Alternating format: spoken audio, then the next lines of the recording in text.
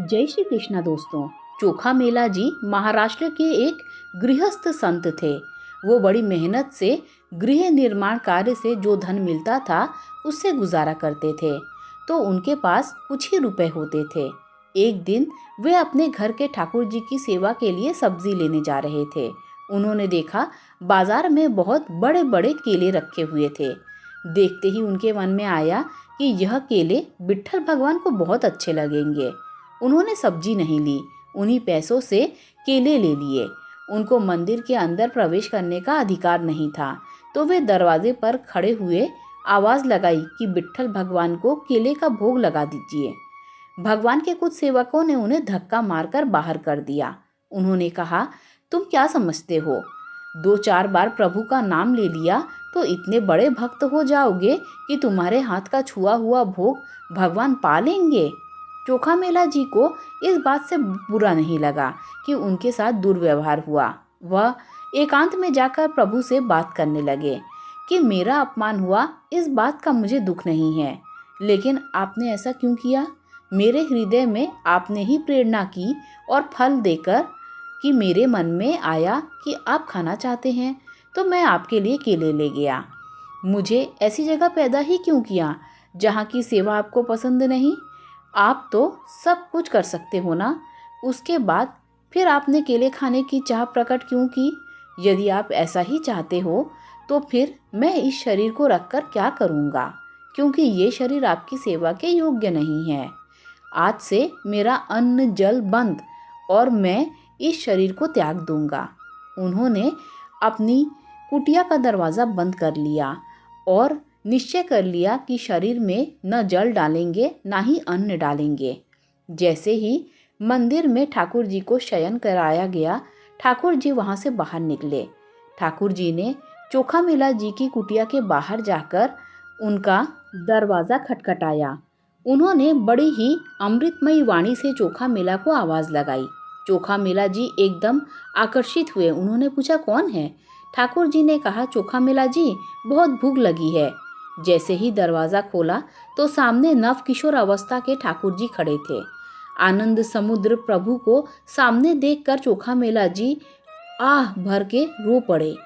प्रभु ने कहा, रोने धोने का समय नहीं है, मुझे बहुत भूख लगी है।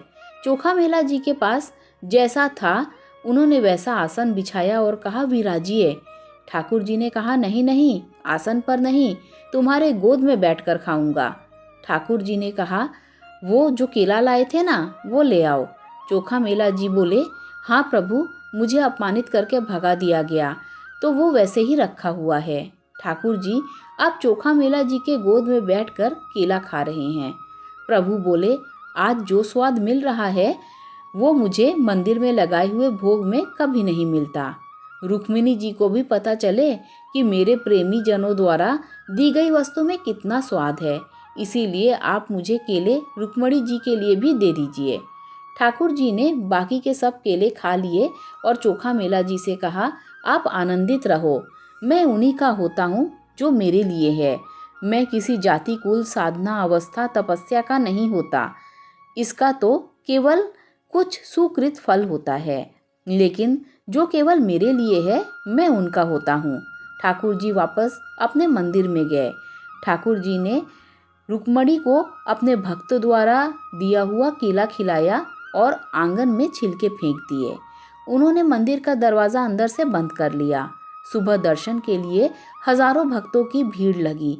ठाकुर जी की सेवा करने वाले सेवक बाहर से ताला लगाकर जाते थे। उन्होंने जब ताला खोला तो दरवाज़ा नहीं खुला। सब बहुत परेशान हो गए और रोने लगे। पुजारियों ने प्रभु से प्रार्थना की कि प्रभु, कोई अपराध हो गया है क्या? ठाकुर जी ने कहा, यह दरवाज़ा तभी खुलेगा जब आप सब चोखा मेला जी को लेकर आएंगे और यह दरवाज़ा खोलने के लिए कहेंगे। निजी सेवकों ने कहा, प्रभु, हम अभी जाते हैं। ठाकुर जी ने कहा, ऐसे नहीं, पालकी लेकर जाओ। चोखा मेला जी को पालकी में बिठाकर लाओ। वो दैन्य हैं, तो शायद वो पालकी में न बैठें। आप उनके चरण पकड़ना, प्रार्थना करना, लेकिन उनको पालकी में ही बिठाकर लाना। ठाकुर जी अपने सेवकों के जीवन आधार थे। वे पालकी लेकर चोखा मेला जी को लेने के लिए भागे। सब लोग आश्चर्यचकित हो रहे थे कि कल मंदिर के दरवाजे से जिसको धक्का दिया गया था, आज उसे ही भगवान के सेवक पालकी में लेने जा रहे हैं। जैसे ही सेवकों ने पालकी में बैठकर मंदिर चलने की बात की तो चोखा मेला जी को साष्टांग लेट गए। उन्होंने कहा कि मैं इस योग्य नहीं हूँ। सेवकों ने उनके चरण पकड़ लिए कि अब आप मत छुपाइए, हम जान गए हैं कि आप किस कोटि के महान भक्त हैं। उन्होंने जबरदस्ती चोखा मेला जी को पालकी में बिठाया और उनकी जय जयकार करते हुए उन्हें मंदिर लाए। मंदिर में जाते ही चोखा मेला जी ने आंसू बहाते हुए प्रभु से प्रार्थना की। उन्होंने कहा, प्रभु बस करो, अब तो दरवाज़ा खोल दो। इसके बाद तत्काल मंदिर के दरवाजे खुल गए। चोखा मेला जी की एक छोटी सी सेवा ने चमत्कार प्रकट कर दिया। यदि हम आठों पहर प्रभु की भक्ति करेंगे तो कैसा जीवन होगा, आप स्वयं विचार करके देखें।